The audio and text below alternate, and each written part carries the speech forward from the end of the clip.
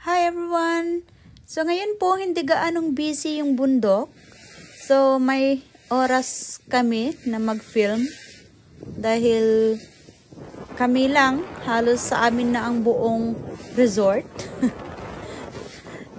Ayan po, pero hindi po nakisama yung ating weather dahil ganyan po, nagpa-foggy. So anyway, ayan po, ganyan po. Gusto nilang i-film kung paano ako mag-ski para ipakita daw kay daddy. So ayan po, kinuhanan ako sa likod. So ganyan po ako mag-ski. Ang ganda po dito sa sa ski resort. Ang mga tanawin sa kapaligiran, super ganda. Super ganda po. Kaya gustong-gusto ko sa sa Whistler mag-ski kasi ang ganda po sa taas. Except lang pag ganito, yung mga nagpa-foggy kasi minsan wala kang makita.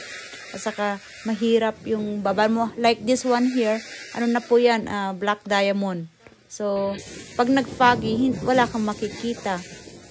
Mahirap yung babaan mo. Tapos kung minsan nag-icy, mahirap din kasi mag-slide ka kahit mag-stop ka, hindi ka makaka-stop.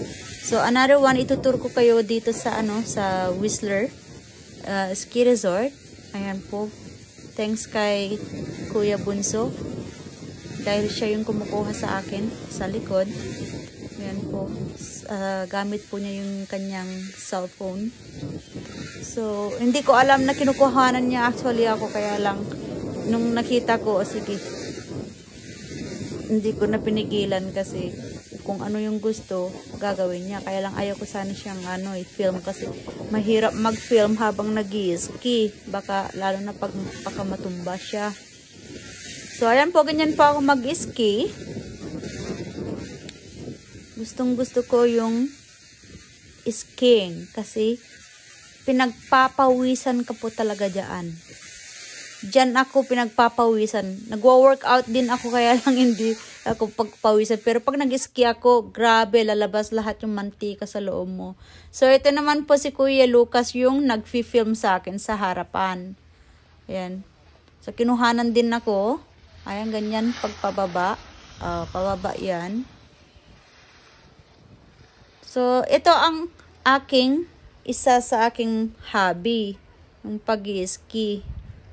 Nako, ikwento ko sa inyo yung aking story kung paano ko natutunan yung pag-ski dito sa Canada. Actually po, mahal po yung yung entrance dito sa sa pag-skiing. Nasa 10 to 15,000 pesos kung wala kang gamit, kung magre-rent ka. So, mahal po talaga yung pag-skiing. So, yan po.